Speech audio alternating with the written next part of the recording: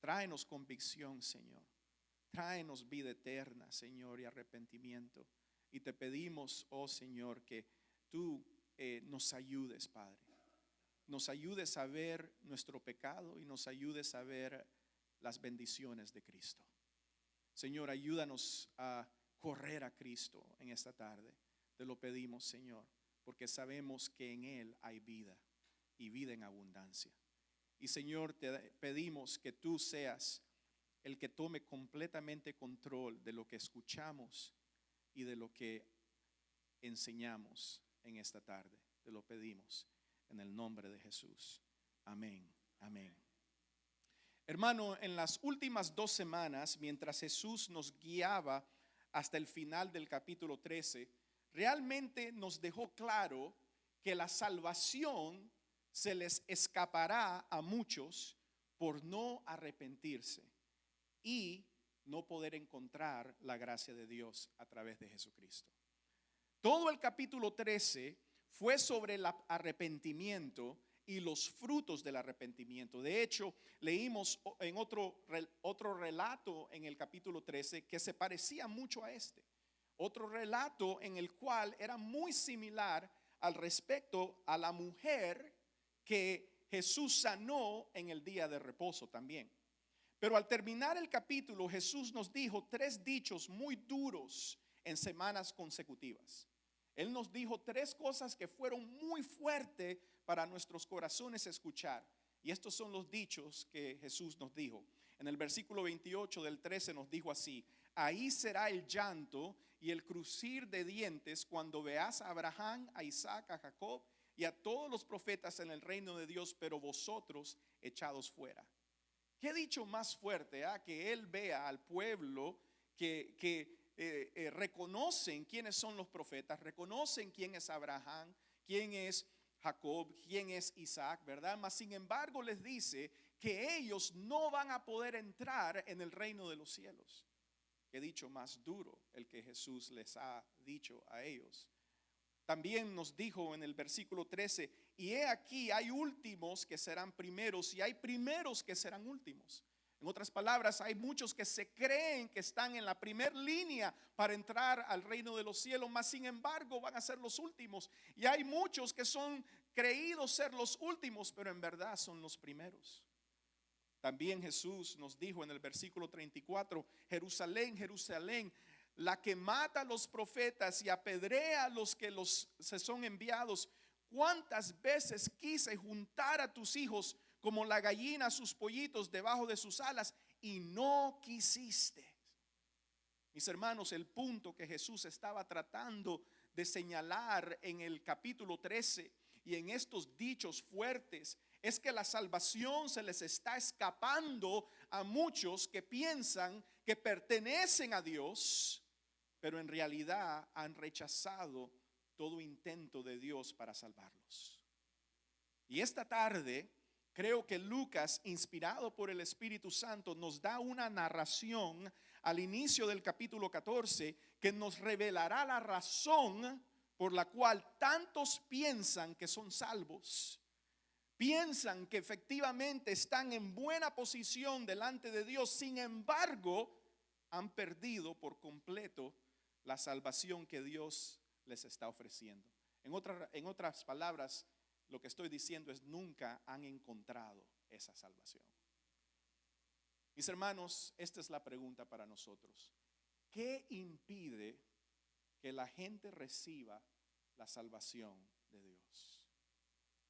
¿Qué impide que la gente reciba la salvación de Dios? Y mis hermanos, la respuesta a eso es la justicia propia. La justicia propia. Mis hermanos, la justicia propia es el establecimiento de la justicia a través del celo personal de uno por Dios, sin que el conocimiento de la justicia de Dios lo lleve a uno a la sumisión. Eso es lo que es la justicia propia. Y esa definición es una definición que yo puse junto, ¿verdad? Yo la puse aquí para que nosotros la tuviéramos, mas sin embargo no es una definición propia, no la hice yo. Es una definición que se la robé al apóstol Pablo. se la robé al apóstol Pablo de Romanos capítulo 10, donde él dice estas palabras en Romanos 10, 2 al 3. Él dice esto: porque yo testifico a su favor, hablando de los fariseos, ¿verdad? Yo testifico a su favor de que tienen celo de Dios, pero no conforme a un pleno conocimiento. Pues desconociendo la justicia de Dios y procurando establecer la suya propia, no se sometieron a la justicia de Dios. Mis hermanos, la justicia propia, una vez más, como lo está describiendo aquí Pablo, ¿verdad? La justicia propia es el establecimiento de la justicia a través del celo personal. Una persona que es muy celosa con Dios, una persona que dice amar a Dios, una persona que dice querer honrar a Dios, ¿verdad? Sin el conocimiento de la justicia de Dios, o sea, Cristo, ¿verdad? La cual lo lleva a esa persona a no poder someterse a la justicia de Dios. Amados, la justicia propia es el único impedimento para entrar en el reino de Dios. Ahora, se manifiesta de muchas maneras, tiene muchas caras, pero la raíz de cualquier persona que no puede entrar en el reino de Dios es la justicia propia. Y Lucas en su evangelio nos dará sermón tras sermón de aquí en adelante, señalando las muchas caras de la justicia propia y la asombrosa gracia de Dios para aquellos que son humillados. Lo vamos a ver en el capítulo 15, desde el hijo pródigo, ¿verdad? Lo vamos a ver hasta el capítulo 19, con Zaqueo. Y a través de esos capítulos, una y otra vez vamos a ver la misma cosa. Y esta noche nos llevará a la casa de un fariseo principal, donde Jesús nos señalará tres características de la justicia propia que se encuentran en el corazón de aquellos que buscan establecer su propia justicia aparte de la justicia de Dios. Y Jesús hará este enfrentamiento con el objetivo de quienes los escuchen se humillen. Mis hermanos, este es el objetivo de Jesús en nuestro texto, que todos nosotros nos humillemos. El punto principal de este sermón es este, el versículo 11. Porque todo el que se ensalce será humillado, y el que se humille será ensalzado. Ese es el punto principal de este sermón. Mis hermanos, para que nosotros podamos humillarnos, primero debemos tomar conciencia de esta raíz de justicia propia en nosotros. Porque yo les voy a decir la verdad. La mayoría de todos nosotros, incluyéndome yo mismo, no vemos nuestra propia justicia. Simplemente nunca admitiremos que nuestros corazones tienen rastros de esta enfermedad. Pero esta tarde Jesús nos revelará tres síntomas relacionados con la justicia propia para ayudarnos a humillarnos. ¿Estamos listos?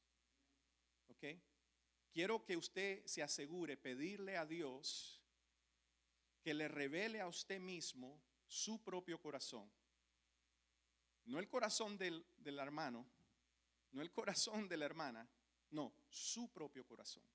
Amén. Bueno, vamos a ver estos síntomas que Jesús nos describe aquí en este texto. Número 1, vamos a ver el síntoma de la hipocresía. La hipocresía. Miren el versículo 1, dice: y aconteció que cuando Jesús entró en casa de uno de los principales de los fariseos un día de reposo para comer pan, ellos le estaban observando cuidadosamente. Y allí frente a él estaba un hombre hidrópico, no sé cómo, hidrópico, ok, gracias. Y dirigiéndose Jesús a los intérpretes de la ley y los fariseos, les habló diciendo: ¿es lícito sanar el día de reposo o no? Pero ellos guardaron silencio. Y él, tomando de la mano, lo sanó y lo despidió. Y a ellos les dijo: aquí está, ¿a quién de vosotros se les cae un hijo, un buey en un hoyo en día de reposo y no lo sacan inmediatamente. Mis hermanos, al llegar a nuestro texto esta tarde, una vez más, vemos lo que parece ser una invitación de buena voluntad de un fariseo de poder tener a Jesús en su hogar como un invitado. Y algunas personas tomarán esta invitación y otros relatos de Lucas sobre los fariseos y pensarán que de alguna manera había fariseos que genuinamente deseaban bendecir a Jesús o que deseaban ser bendecidos por él. Pero la realidad es que Lucas no nos da lugar de eso. Quizás en Juan en el Evangelio de Juan podemos ver, ¿verdad?, ciertos fariseos como Nicodemos que sí vienen genuinamente queriendo aprender de Jesús, pero Lucas no escribe de esa manera. Lucas no nos da ese lugar. Lucas no nos permite pensar eso. Cada vez que Lucas utiliza a un fariseo en una narración, nos lleva a ver que la razón por la cual los fariseos estaban cerca de Jesús eran con malas intenciones. Y esta vez no es diferente. El versículo 1 nos revela esto inmediatamente. Nos dice: y aconteció que cuando Jesús entró en casa de uno de los principales de los fariseos un día de reposo para comer pan. ¿Por qué? El fariseo lo había invitado a su casa. Pero mire lo que nos dice la palabra. Nos dice: ellos lo estaban observando cuidadosamente. Mis hermanos, el verbo aquí de observarlo tiene el matiz de acechar para pillar a alguien en algo. En otras palabras, ellos estaban dispuestos a atraparlo. Ellos estaban pescando para arrestar y eliminar a Jesús. Y Jesús acepta el desafío y les trae la prueba que ellos estaban buscando. Pero antes de hacer esta sanidad, Jesús les pregunta a ellos: ¿es lícito sanar en el día de reposo, sí o no? En otras palabras, Jesús no simplemente va y hace, sino que le entra a la casa de este líder religioso, ¿verdad? De este fariseo principal. Hay otros fariseos ahí, hay otros maestros de la ley ahí, y él, Jesús, lo sientan en un lugar. Yo creo que de seguro que lo sentaron atrás, porque lo sentaron al lado de este hombre que estaba, ¿cómo se dice la palabra? Hidropis, o como sea, ¿verdad? En otras palabras, este hombre estaba hinchado, ¿verdad? Este hombre o tenía problemas del corazón, o tenía problemas de el hígado, ¿verdad? O tenías problemas con los riñones. Pero ese problema que él tenía, esa enfermedad que él tenía, ¿verdad?, lo había hinchado. Su cuerpo se llenaba de líquido. Es algo bien duro. Es algo que en verdad lleva a las personas a la muerte, ¿verdad? Y sentaron a Jesús con este individuo en la mesa. Y Jesús, al ver a este individuo, ¿verdad?, él no simplemente lo sana, sino que él le pregunta a todos los líderes que están ahí, a todos los maestros de la ley que están ahí. Él les pregunta: ¿es lícito sanar en el día de reposo, sí o no? ¿Verdad? Y esto los puso a ellos en un aprieto. Porque si ellos decían que la sanidad estaba permitida, entonces ellos aceptarían el punto de Jesús y iban a tener problemas acerca de sus tradiciones, porque ellos habían añadido a la ley de Dios y ellos habían añadido tradiciones en los cuales no podían hacer ciertas cosas en el día de reposo. Pero si ellos le decían a Jesús que no, que no podía hacer la sanidad en el día de reposo, entonces ellos iban a enseñar sus motivos por los cuales habían invitado a Jesús ahí. Entonces, como se ven atrapados por la pregunta de Jesús, ellos se quedan callados. Ellos guardan silencio. Note la manera sencilla en que Lucas relata este milagro. Jesús tomó al hombre, lo sanó y lo despidió. Normalmente la hidropesía tardaría unos días de desaparecerse, pero este hombre pasó de estar hinchado, lleno de líquido, e inmediatamente eso desaparece. Y Lucas nos dice, no dice nada sobre la reacción de este hombre. No dice nada sobre la reacción de los demás, nada. Simplemente nos dice que luego continuó Jesús hablando a los fariseos y les dice: ¿a quién de vosotros se le cae un hijo o un buey en un hoyo un día de reposo y no lo saca inmediatamente? Mis hermanos, lo que Jesús estaba haciendo aquí, Él estaba exponiendo la falta de amor y la hipocresía religiosa de estos hombres. Mis hermanos, hay muchas características de los hipócritas que son mucho más numeradas de las que están aquí en estos versículos, pero quiero darles 5 rápidamente de los hipócritas religiosos. Número 1, los hipócritas religiosos estudian la palabra como munición contra otros, pero no la aplican a sí mismos. Los hipócritas religiosos estudian la palabra como munición contra otros, pero no la aplican a sí mismos. Estos hombres conocían sus Biblias. Ellos conocían la ley de Moisés y los derechos y todas esas cosas. Eran guardianes de la fe. Pero estaban esperando sorprender a alguien más en un error. Ellos querían atrapar a Jesús. Su objetivo al conocer la palabra no era confrontarse a sí mismos. No era conocer la palabra para aplicarla a sus propios corazones, sino que ellos querían conocer la palabra para poder atrapar a otros.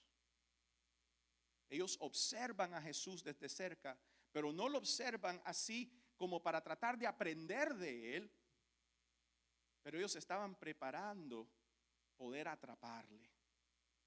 No aplican la ley a ellos mismos, pero sí la usan para tratar de atrapar a otros. Mis hermanos, yo he visto esto en las iglesias todo el tiempo. Voy a darles un pequeño ejemplo, ¿verdad? Muchas veces hay esposos que dicen: bueno, es que mi esposa no se, ¿verdad? No se somete a la cabeza de la casa. Bueno, mis hermanos, yo quiero decirles algo. Usted sabe que la Biblia nunca ordena que usted se llame a usted mismo la cabeza de su esposa. A veces dicen: oh, bueno, sí lo dice, pastor. Bueno, la Biblia instruye a las esposas que sus maridos son la cabeza, pero cuando la Biblia nos instruye a nosotros, los esposos, simplemente nos dice: amar a vuestras mujeres así como Cristo amó a la iglesia y se entregó a sí mismo por ella. Entonces la Biblia no nos dice a nosotros que nosotros andemos por la casa como cabeza, sino que andemos como Cristo, ¿verdad? Mis hermanos, muchas veces los hipócritas religiosos aprendemos la Biblia para tratar de darle palo a otros con la Biblia y no para aplicarla a nuestros propios corazones. Número 2, los hipócritas apuntan y tratan de derribar a cualquiera que confronte su pecado con la palabra. Los hipócritas apuntan y tratan de derribar a cualquiera que confronte su pecado con la palabra. Este fariseo invitó a Jesús a cenar, pero ¿cuál era su motivo? Para tratar de encontrar evidencia, para tratar de atrapar a Jesús. No fue para descubrir si posiblemente él estaba equivocado.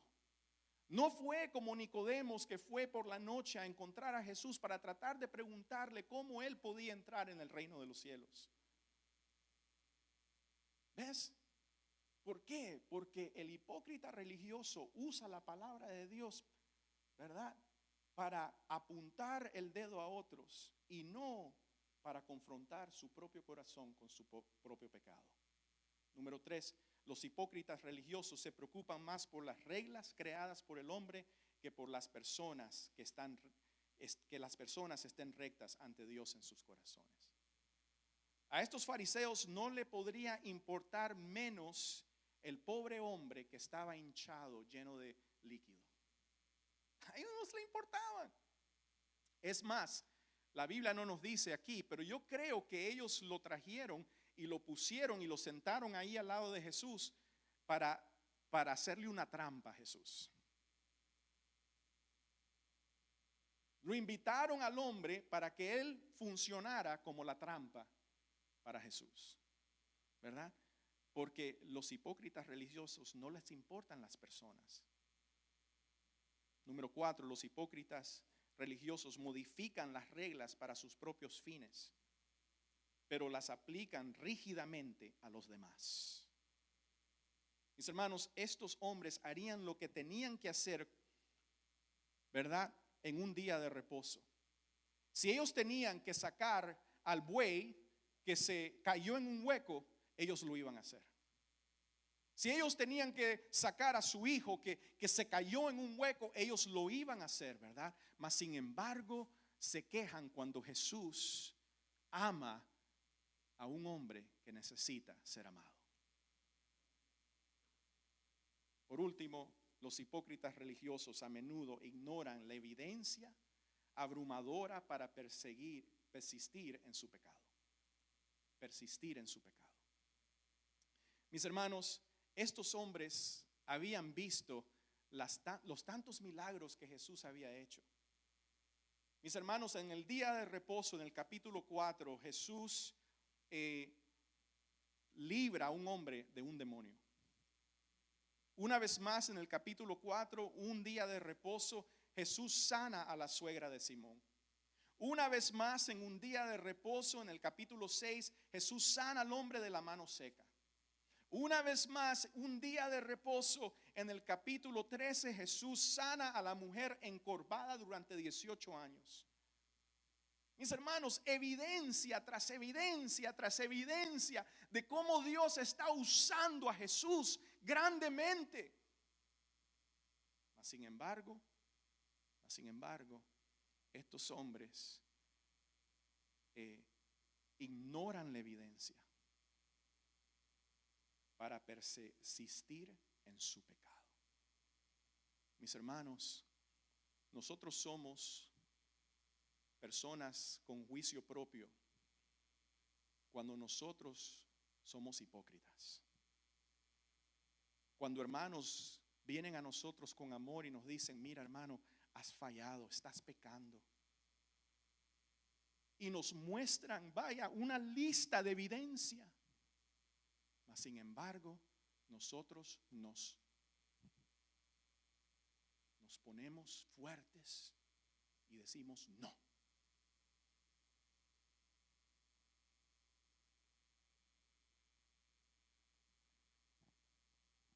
Quiero dejarlos con esto en este punto. El puritano John Owens lo expresó de esta manera: un hombre solo predica bien a los demás aquel sermón que se predica a sí mismo en su propia alma. Si la palabra no habita con poder en nosotros, no pasará de nosotros con poder.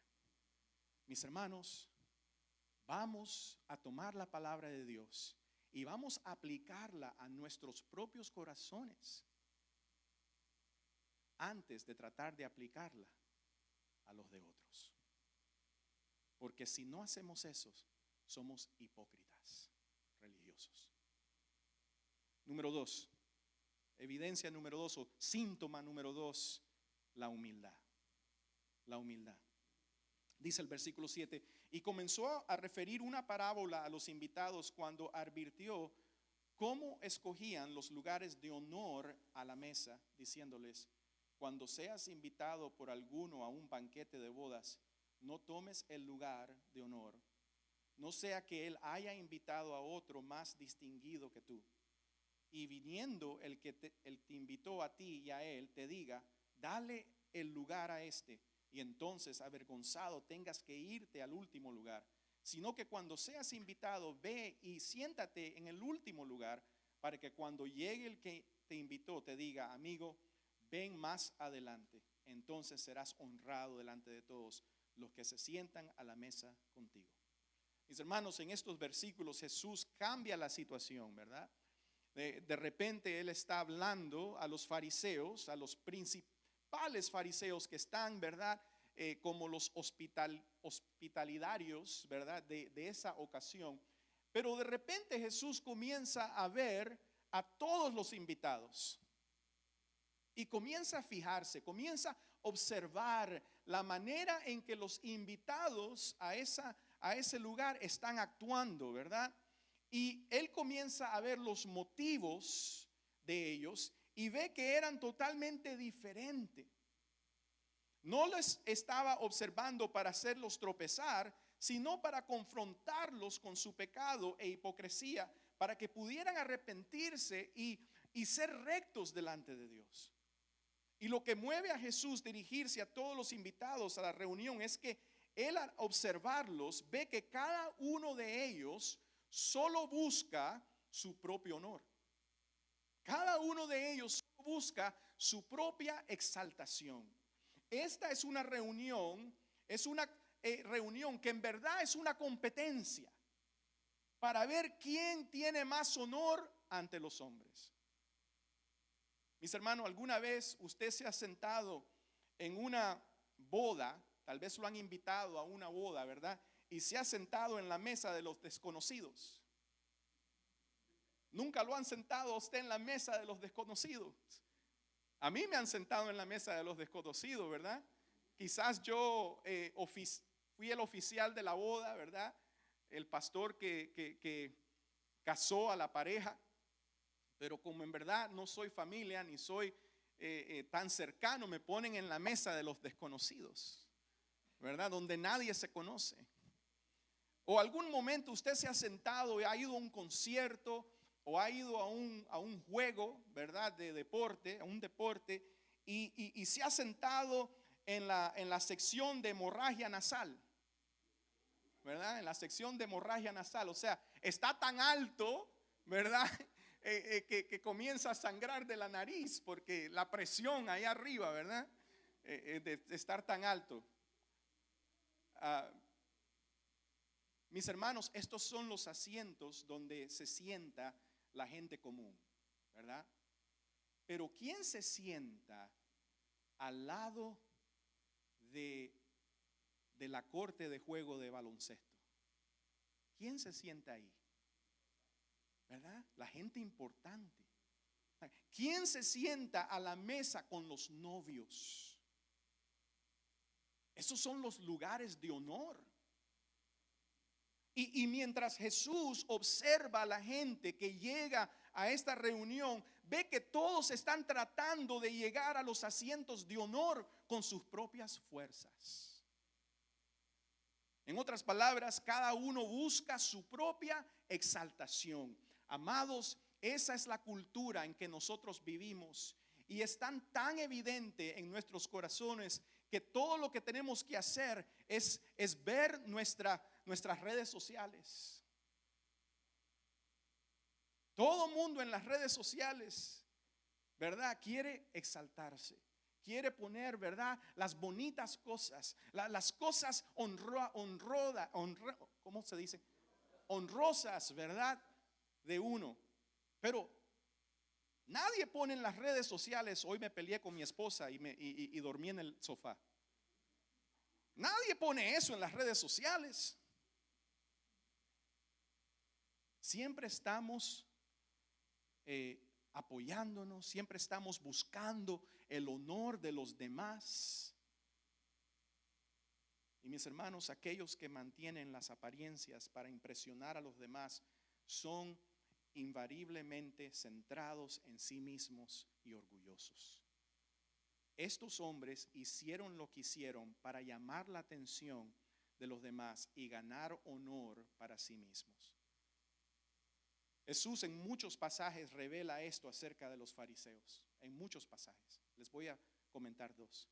En Mateo 23, Jesús dice esto sobre ellos: hacen todas sus obras para ser vistos por la gente, porque hacen anchas sus filacterías y largas sus borlas, aman los lugares de honor en los banquetes y los mejores asientos en las sinagogas y los saludos elaborados en las plazas, y que la gente los llame rabí. Pero a ti no te llamarán rabí, hablando a sus discípulos, porque tienes un solo maestro y sois todos hermanos. ¿Sabes que mucho tiempo atrás yo le decía a las personas: no me llame Pastor José, yo a ti no te llamo Maestra Etel, ¿verdad? Yo a ti no te llamo, licenciado. No, o sea, ¿verdad? Porque yo entiendo que la gente lo hace por querer honrar. Lo entiendo. Pero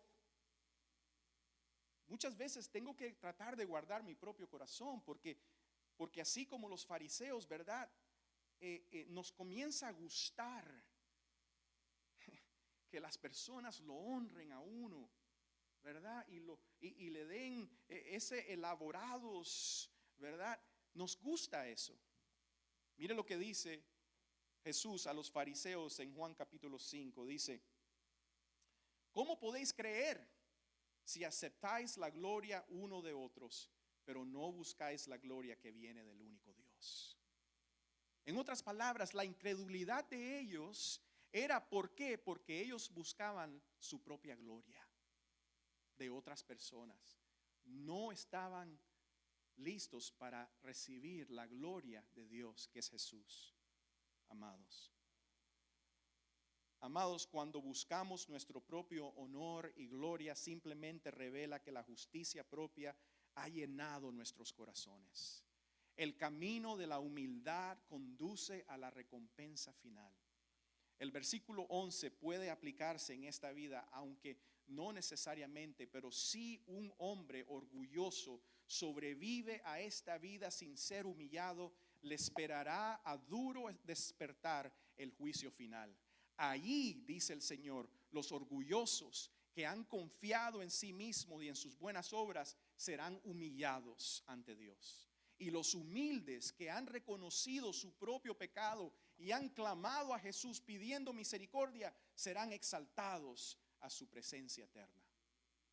Cuando Jesús les dice a los invitados a la cena que deben buscar los asientos más bajos, Él no está, ¿verdad? Él no les está dando una, ¿cómo les pudiera decir? Él no les está dando una idea egocéntrica, ¿verdad? Él no está diciendo: mira, Luis, te voy a dar un tip. Let me give you a tip, ¿verdad? Él no dice: mira, Luis, te voy a dar ahí, ¿verdad? Mira, cuando tú entres a la fiesta, siéntate al final. ¿Tú sabes por qué? Porque cuando el hospitalario te vea, va a decir: oye, Luis, ven y siéntate aquí, y tú vas a lucir bien. Eso no es lo que Jesús está enseñando aquí. Porque si fuera eso, una vez más, estuviera egocentrismo, estuviera pensando de ti mismo, lo estuvieras haciendo con el motivo de sentarte en la última mesa para que te traigan a la primera mesa. No, eso no es lo que Jesús está diciendo, ¿verdad? Jesús está hablando de un corazón que es motivado para la exaltación propia, de un corazón que es motivado, ¿verdad?, para la honra propia. Eso es lo que Jesús está haciendo. Y mis hermanos, el punto es que cada uno delante de Dios debe sentir que el lugar más bajo es el lugar apropiado para él. Mis hermanos, cuando yo me veo en el espejo, yo tengo que reconocer que yo soy peor de lo que yo pienso. Yo tengo que reconocer que yo delante de Dios merezco el último lugar. Eso es lo que yo tengo que reconocer, mis hermanos. Estos versículos no tratan de modales en la mesa. Jesús no nos está dando modales de mesa, sino de un corazón centrado en sí mismo, en lugar de estar libre de sí mismo. Mis hermanos, cuanto más creamos en la gracia, cuando más crezcamos en la humildad bíblica es el reconocimiento de que todo lo bueno que somos y tenemos viene como un regalo inmerecido de Dios. Como dijo Pablo a los Corintios: ¿y qué tenéis que no hayas recibido? Pero si lo recibiste, ¿por qué os jactáis como si no lo hubieras recibido? Mis hermanos, la humildad bíblica es un reconocimiento de que separado de Cristo no puedo hacer nada. Y por eso yo no confío en mí mismo. No confío en mi propio conocimiento, no confío en mi propia sabiduría, no confío en mi propia justicia, confío en el Señor. La humildad bíblica siempre va acompañada de una creciente conciencia de las profundidades de mi propia pecaminosidad. Mis hermanos, un creyente humilde, un creyente maduro en la fe, es un creyente que te ve a la cara y te dice más y más: pastor, soy un pecador. Pastor, enséñame. Pastor, muéstrame.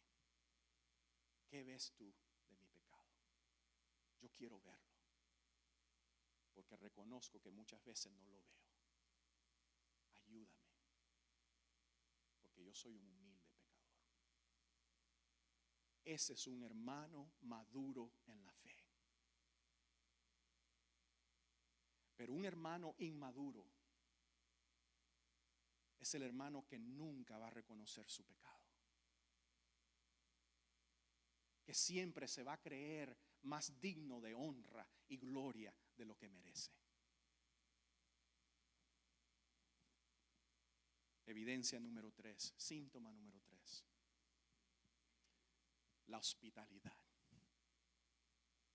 Así que estos síntomas, ¿verdad?, que vemos, estamos hablando de la hipocresía, estamos hablando de la falta de humildad, y ahora vamos a hablar de la falta de hospitalidad. Y dice aquí en el versículo 12: y dijo también al que le había convidado, o sea, al que lo había invitado: cuando ofrezcas una comida o una cena, no llames a tus amigos, ni a tus hermanos, ni a tus parientes, ni a tus vecinos ricos, no sea que ellos a su vez también te conviden y tengan ya tu recompensa. Antes bien, cuando ofrezcas un banquete, llama a pobres, mancos, cojos, ciegos, y serás bienaventurado, ya que ellos no tienen para recompensarte, pues tú serás recompensado en la resurrección de los justos. Mis hermanos, Jesús no se limita a reprender a los invitados por su orgullo pecaminoso, sino que Él, ¿verdad?, ahora va a dirigirse exactamente al principal fariseo, al que lo invitó a la cena o al almuerzo, ¿verdad? Y Jesús no está señalando que está mal invitar amigos y familiares a una cena. Mis hermanos, si usted hoy después de la iglesia va a invitar a hermanos a ir a comer a su casa, gloria a Dios. No hay nada malo con eso. El problema aquí, una vez más, no es que el Señor nos esté dando reglas de a quién invitar y a quién no, sino lo que el Señor nos está enseñando. Él está señalando que estos hombres o este hombre no estaba siendo generoso o amoroso en invitar personas a su casa, sino que él específicamente estaba buscando su honra, su grandeza, su honor, y en ese caso él él invitaba a personas que pudieran devolverle el favor a él. Y especialmente personas que él podía invitar a los ricos, ¿verdad? A las personas famosas, a las personas con poder, ¿verdad? ¿Para qué? ¿Para qué? ¿Cuál era el motivo? Para su propio avance. Porque ellos podían brindarle a él un futuro, porque ellos podían brindarle a él, ¿verdad? Avances, ya sea políticos, religiosos, lo que sea.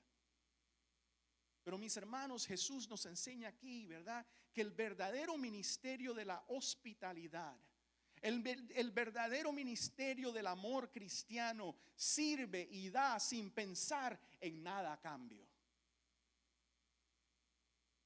El verdadero ministerio cristiano no es manipulador. Sirve para lo que puedas, no sirve para lo que puedas sacar de la otra persona, sino que como cristianos debemos servir a los que por amor Dios ha puesto en nuestro lugar. Servimos con el amor que Dios ha derramado en nosotros. Mis hermanos, vamos a terminar en esta tarde, pero yo quiero decirles algo. El problema de estos hombres es que ellos se ven a sí mismos aquí, grandísimos. No se ven por lo que son. Pero yo quiero que hoy salgamos de aquí y nosotros nos veamos por quienes somos. Mis hermanos, nosotros somos el hombre con hidropesia, llenos de la enfermedad del pecado. Y Jesús vino y nos sanó y nos salvó de nuestra angustia. Hermanos, nosotros somos los invitados sentados en los lugares de deshonra. Y Jesús, que es el único que merece todo honor y toda gloria, se humilló a sí mismo y al asiento de los pecadores en la cruz del Calvario, para que nosotros seamos llevados a un lugar de honra, de honor en las fiestas de la boda del Cordero. Hermanos, nosotros somos los pobres, los mancos, los cojos, los ciegos, que no tenemos forma de pagarle a Dios por el sacrificio de su Hijo, pero Él nos sirvió, nos salvó y nos da la bienvenida a su presencia sin pedir nada de nosotros. Por lo tanto, mis hermanos, vamos a hacer esto en esta tarde. Vamos a ser conscientes de cómo juzgas a los demás. No juzgues a los demás con una vara más larga de la que tú te juzgas a ti mismo. Mis hermanos, vamos a ser conscientes de cómo buscas el honor de los demás y de tu propia exaltación. Vamos a pedirle a Dios, ¿verdad? Que revele en nuestros corazones nuestros motivos por los cuales nosotros servimos a otros. Hermanos, vamos a ser conscientes de cómo utilizamos a los demás para nuestra propia conveniencia.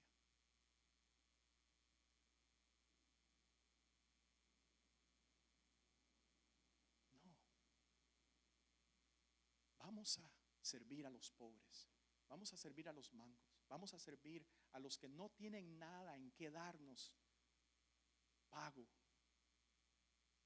porque ya nuestra recompensa está en los cielos. Por último, vamos a arrepentirnos y vamos a humillarnos delante de nuestro Dios. Vamos a orar. Padre, te damos gracias por tu palabra, Señor. Y Señor, te pedimos que en ella, Señor, podamos ver lo lindo que es Cristo, lo precioso que es Cristo, Señor. Señor, qué lindo es Él que nos ha salvado, nos ha quitado, Señor, esa enfermedad del pecado, Señor, que nos llenaba de temor, que nos llenaba, Señor, de angustia, que nos llenaba, Señor, de la muerte. Mas, sin embargo, Jesús ha venido y a través de su sacrificio, Señor, Él nos sirvió. Y a través de su sacrificio, Señor, Él no vino a ser servido, sino a servir y a morir por muchos. Señor, que nosotros obtuviéramos vida y vida eterna, salvación, sanidad, liberación, libertad. Oh Señor, te damos gracias, Señor. Señor, te pedimos, Señor, que nosotros veamos, Señor, que nosotros somos aquellos que no merecían ninguna honra, Señor, ninguna gloria, Señor, destituidos completamente, Señor. Mas sin embargo, Señor, Jesús vino y Él tomó el asiento de deshonra, Señor, para que nosotros fuéramos elevados a ti, Señor, para que nosotros fuéramos adoptados como hijos y sentados a tu mesa, Señor. Señor, te pedimos que tú nos muestres, Señor, que nuestros corazones entiendan que nosotros somos los pobres, los mancos, Señor, los cojos, Señor, los ciegos. Nosotros somos aquellos, Señor, que no teníamos manera de poder ayudarnos a nosotros mismos, Señor. No teníamos maneras de pagar la deuda que teníamos, mas sin embargo tú, Jesús, viniste, Señor, y tú la pagaste para hacernos, Señor, completos en ti. Así que te damos gracias, Señor, y te pedimos, Señor, que esto sea el motivo por el cual nosotros invitamos, el cual nosotros servimos, el cual nosotros amamos, el cual nosotros damos nuestras vidas al servicio cristiano, Señor. Señor, no para engrandecernos nosotros mismos, pero, Señor, simplemente por amor, el amor que tú has derramado en nosotros. Te lo pedimos, Señor,